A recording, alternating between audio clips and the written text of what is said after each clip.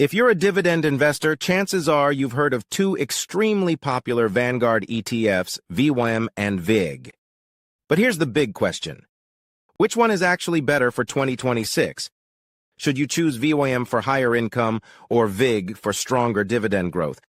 And more importantly, which ETF could help you build more wealth, earn more passive income, and survive the next market cycle? Because while both ETFs come from Vanguard, they are very different investment strategies. In this video, we will break down what VYM actually invests in, what makes VIG different, dividend yield comparison, portfolio holdings, performance over time, risk levels, income potential, and finally, which ETF may be better for 2026 and beyond. By the end of this video, you'll know exactly which one may fit your portfolio better. And trust me, the answer might surprise you. Hello, viewers, if you are enjoying this content, and you do not want to miss future videos filled with even more tips, tricks, and inspiration, hit that subscribe button now to stay tuned with us and remember to comment and share. So let's begin. Understanding dividend ETFs. Before we compare VYM and VIG, we need to understand something important. Not all dividend ETFs are built the same way. Some focus on high dividend yield. Others focus on dividend growth. This is the key difference between VYM and VIG. Dividend yield investors want income today. Dividend growth investors want income that grows over time. Think of it like this. High yield is like getting a big paycheck right now. Dividend growth is like getting a smaller paycheck that grows every year. Both strategies can work, but they serve different types of investors. And Vanguard designed these two ETFs to represent both strategies. What is VYM? VYM stands for Vanguard High Dividend Yield ETF. As the name suggests, its goal is simple: find companies that pay above-average dividends. The fund tracks the FTSE High Dividend Yield Index. This index includes U.S. companies with high dividend yields. However, it excludes REITs. Some key characteristics of VYM: over 400 stocks, focus on high dividend yield, large cap value companies, low expense ratio. The expense ratio is extremely low at about 0.06%. That means if you invest $10,000, you pay about $6 per year in fees, which is incredibly cheap. Major VYM holdings. Some of the biggest companies inside VYM include Broadcom, JP Morgan Chase, Exxon Mobil, Johnson & Amp, Johnson, Procter & Amp, Gamble, Home Depot, Chevron. These are massive blue-chip companies. Most of them are mature businesses that generate huge amounts of cash, and that cash helps them pay strong dividends. VYM dividend yield. One of the biggest reasons investors choose VYM is its higher dividend yield. Historically, the yield has ranged around 2.7% to 3.2%. That's significantly higher than the S&P 500. For example, if you invest $100,000 in VYM, you could receive roughly $2,700 to $3,200 per year in dividends. And those dividends are paid quarterly. For retirees and income investors, that can be extremely attractive. What is VIG? Now let's talk about VIG. VIG stands for Vanguard Dividend Appreciation ETF. Instead of focusing on high yield, VIG focuses on companies that consistently grow their dividends. To be included in VIG, a company must have increased its dividend for at least 10 consecutive years. That requirement removes companies that cut dividends, freeze dividends, or have unstable cash flow, so VIG focuses on quality and consistency. Major VIG holdings. Top holdings in VIG include companies like Microsoft, Apple, Visa, MasterCard, Broadcom, Costco, United Health. Notice something interesting? These companies are growth giants. Many of them are technology or innovation leaders, which means VIG tends to have stronger price appreciation over time. VIG dividend yield. Here is where VIG differs from VYM. The dividend yield is lower, historically around 1.7% to 2%. At first glance, that may seem disappointing, but here's the key idea. These companies increase their dividends every year, so your income could grow much faster over time. Dividend growth comparison. This is where things get interesting. Dividend growth is one of the most powerful forces in investing. Let's imagine two investors. Investor A buys a high-yield ETF with a 3% yield that grows slowly. Investor B buys a dividend growth ETF with a 1.8% yield but grows dividends faster.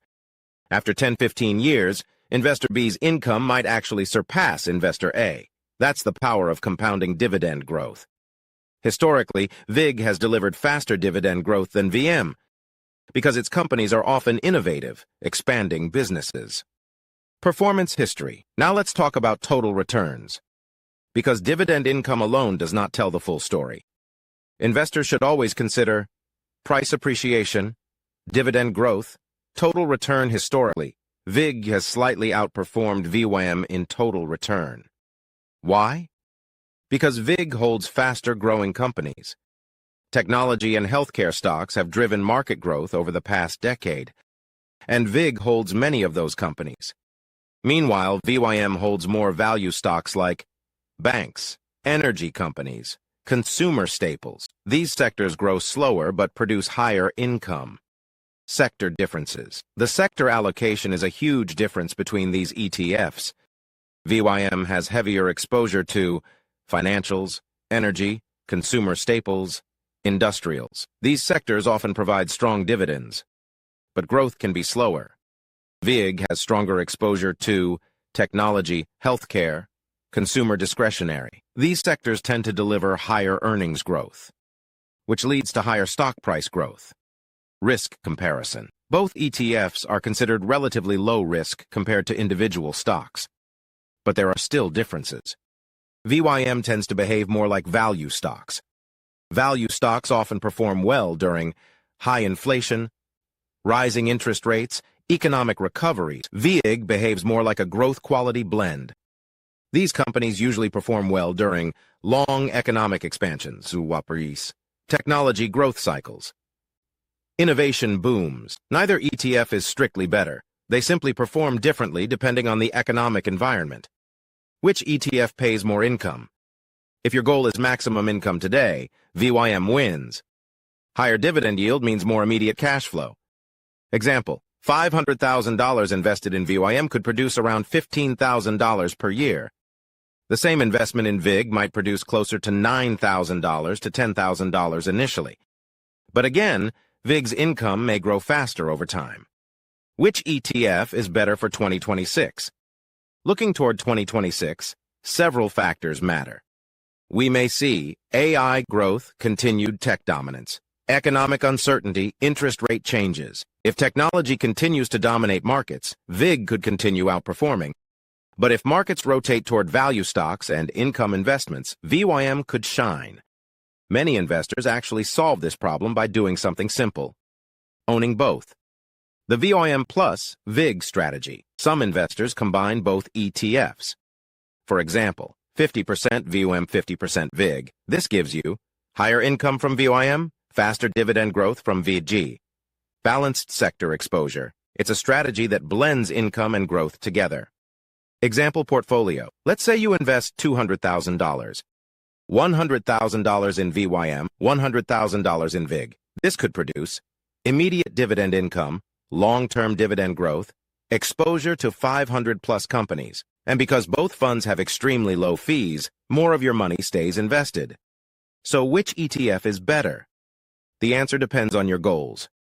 Choose VYM if you want higher dividend income today, exposure to value stocks, strong yield for retirement. Choose VIG if you want faster dividend growth, exposure to high-quality companies, potentially stronger long-term returns. But many investors choose both because combining them creates a powerful dividend portfolio. In conclusion, dividend investing is not about chasing the highest yield. It's about building reliable, growing income streams over time. Both VYM and VIG have proven themselves as excellent long-term ETFs.